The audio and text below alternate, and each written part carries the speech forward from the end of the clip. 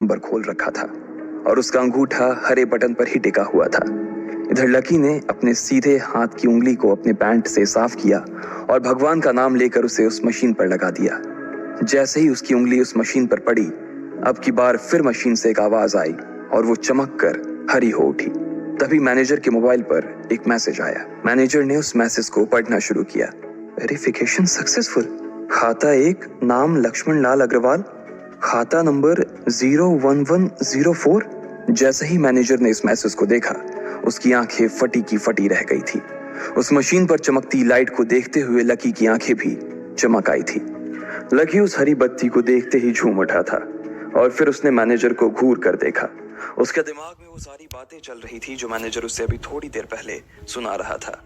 इधर मैनेजर ने उसके आगे हाथ जोड़े और खिसिया कर हंसते हुए कहा, लक्ष्मण सर, प्लीज मुझे मुझे माफ कर देना सर। मैं इस ब्रांच में नया नया आया हूँ और इसलिए मुझे मालूम नहीं था कि आप कौन हो। मैं इस ब्रांच का कस्टमर मैनेजर शशिकांत वर्मा हूँ।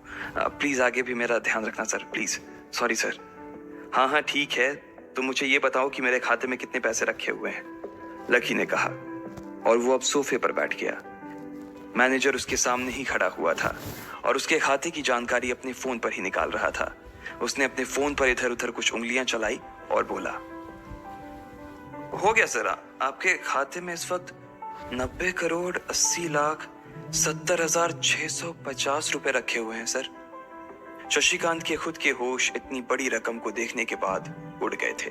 उसे विश्वास नहीं हो रहा था कि इस आदमी के खाते में इतना पैसा भी हो सकता था।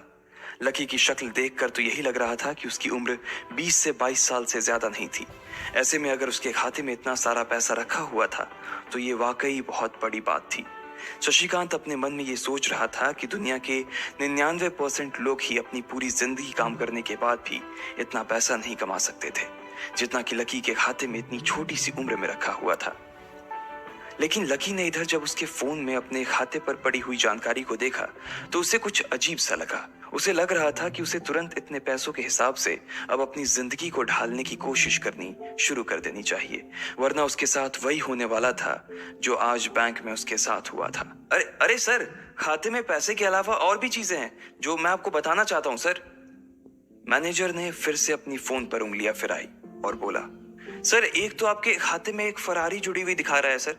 इसके अलावा आपके खाते में 2 किलो सोने की 100 ईंटें रखी हुई हैं, 5 किलो सोने की 20 ईंटें, पिकासो की 3 असली पेंटिंग है, 20 हीरे हैं 24 कैरेट के और भी बहुत कुछ है सर।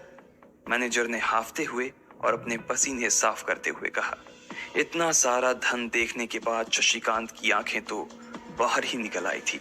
उसने कभी लकी जितना अमीर आदमी अपनी जिंदगी में नहीं देखा था।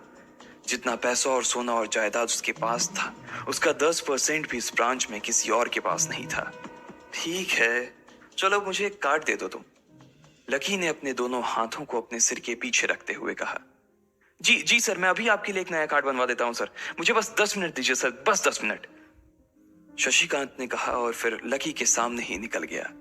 जितनी देर में लकी ने अपने फोन पर फिर से उस मैसेज को खोलकर देखा, उतनी ही देर में मैनेजर उसके लिए एक चमकता हुआ सुप्रीम कार्ड लेकर उसके सामने आ गया था।